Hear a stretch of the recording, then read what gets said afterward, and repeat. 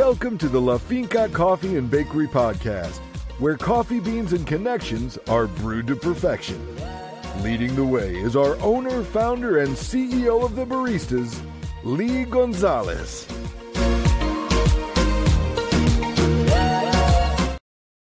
Ever wondered where your morning coffee really comes from? Join us for a chat with the owner of La Finca Coffee and Bakery, where we uncover the journey from bean to cup at your favorite Frisco and Prosper coffee shops.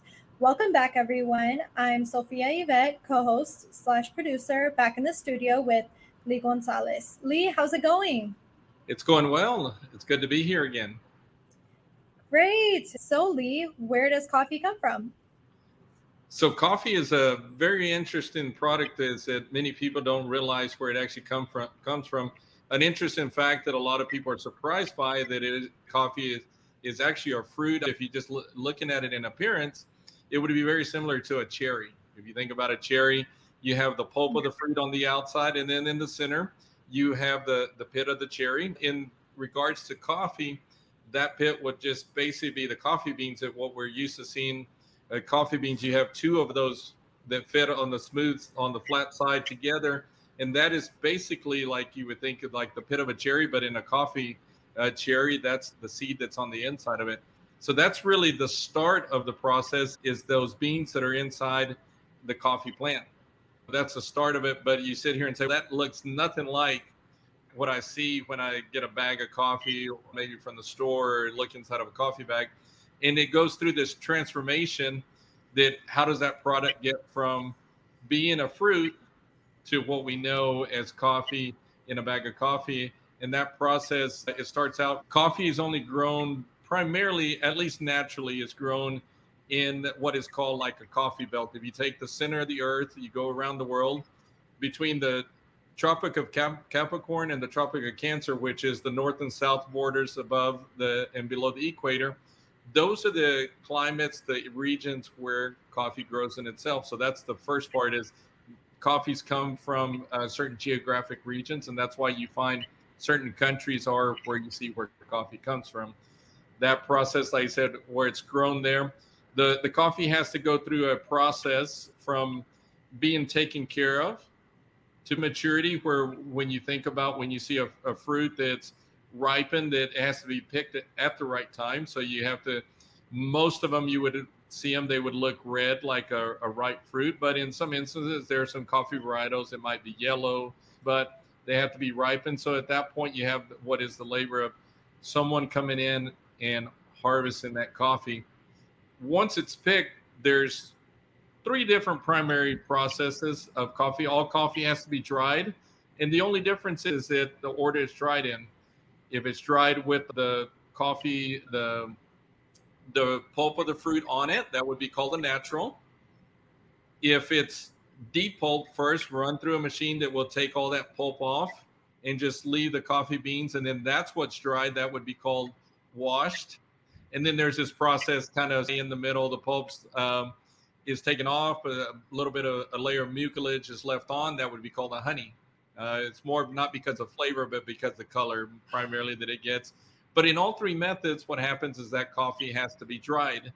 And so it's when it's dried, if it's dried with the pulp on, the pulp off, with that mucilage on, is the difference. But they all have to be dried, and they would either be dried on maybe what they call a patio, which would be a big just cement area in the sun, where they would lay them all out, let the sun do its work for approximately 3 weeks. They would turn them regularly so that they're drying equally, so that they don't mold.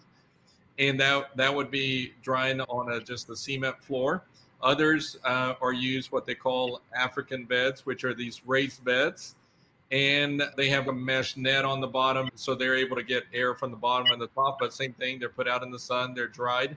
But either way, no matter the process, they all have to be dried. The method of drying will either cause it, if it's dried the fruit on the natural, a little bit more fruit flavored. You'll get those fruit forward coffees.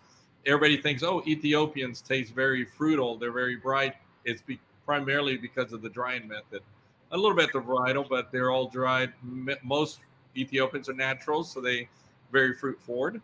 Like you said, the ones that are depulped first don't have as long of a contact with the fruit, so They still may have some fruit flavor to them, but a lot more subtle fruit flavor. At that point, as the beans are dried, taken, and stored, that becomes where you have your dry mills. The wet mill is where you're depulping and drying. The dry mill is where now you're bagging and you're processing, separating by quality, you're separating by size, you're taking defects out. So that would be the dry mill process.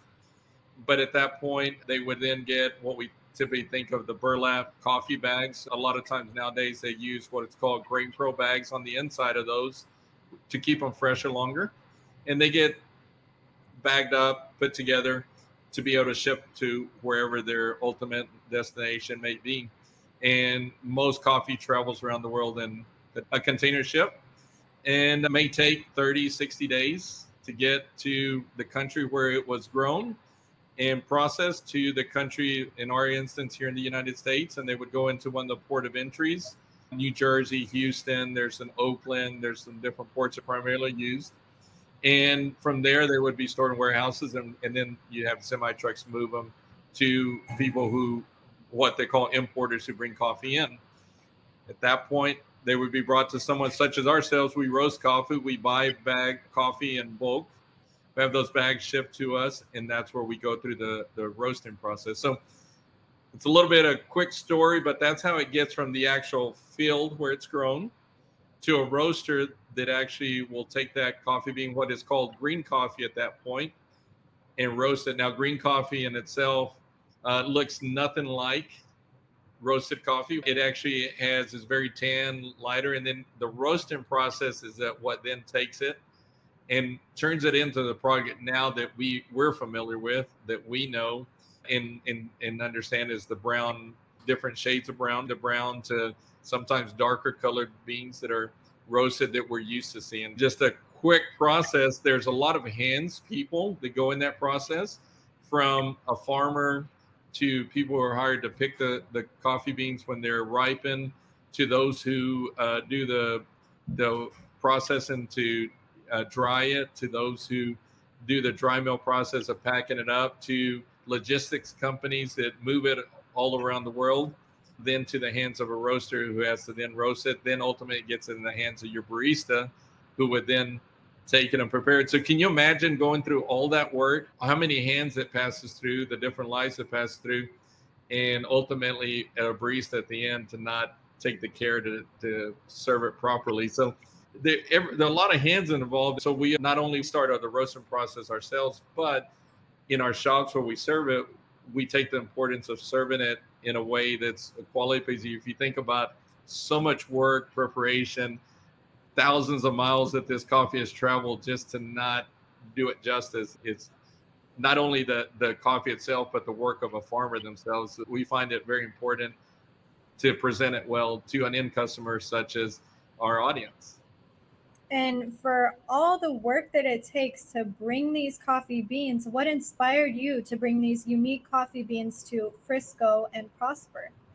I will tell you more than anything else, if you ask me, is that when I started traveling to coffee farms and seeing this process myself and started meeting the people who were actually doing the work, these are real people. These are real families who are putting food on their tables. They're trying to give an education to their kids, feed their families, make a living. This is a livelihood for them. And this is what they have. They're located in remote areas typically. And when you see that there's a real person behind this, a lot of hard work. I remember being in the mountains of Chiapas and carrying a bag of these coffee cherries that we picked as part of this trip. It was probably a bag that only weighed like 50 pounds, right? But walking it down the mountain and thinking about, that's what these people do every single day. And many of them were ladies who were doing this work. And you see the hard work they do, the work effort they put into it. That really inspired me to not only bring that coffee or serve it well, but to bring those stories as well. Wow. Love it, Lee. We'll catch you on the next episode. Have a fantastic rest of your day. Thank you.